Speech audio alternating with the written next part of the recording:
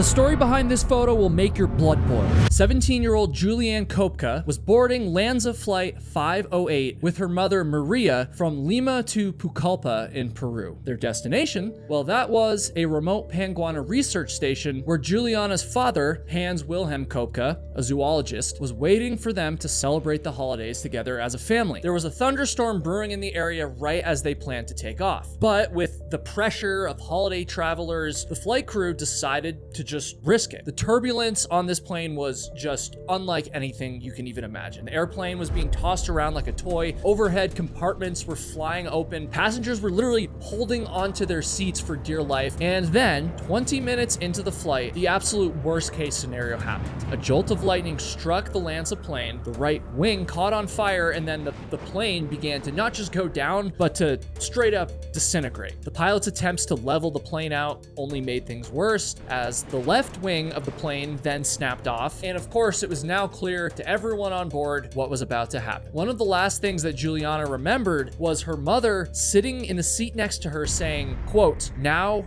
it's all over." Juliana opened her eyes. Her vision was blurry as her glasses were now gone, but somehow Juliana had defied the odds and the laws of gravity and survived a 10,000-foot plunge from the sky all the way down to the ground. And as she looked around, a very horrifying reality was setting in. She was completely alone. There was no one else around her. None of the 92 souls on board were anywhere to be found, not even her mother, Maria, who again had been sitting right next to her. So after she unbuckled herself, the first thing she did, of course, was look around for her mother. But with each little step that she took, she began to realize how much pain she was in. Her knee was badly sprained. She had a deep cut on her arm. She touched her collarbone and immediately crumbled to the ground. It was broken. And on top of all that, she was most definitely concussed, like severely concussed. The days were absolutely brutal, and I don't use that word lightly. Juliana stumbled through the foliage, battling dehydration, hunger, and the onslaught of all these biting insects. And to make things worse, she could actually hear the search planes above the thick canopy kind of humming around, almost like they were taunting her. She knew that she couldn't really do anything to alert them. Even those planes didn't really last, because after day 7, things went quiet. But just as she was preparing for another night out in the cold rain, her nightmare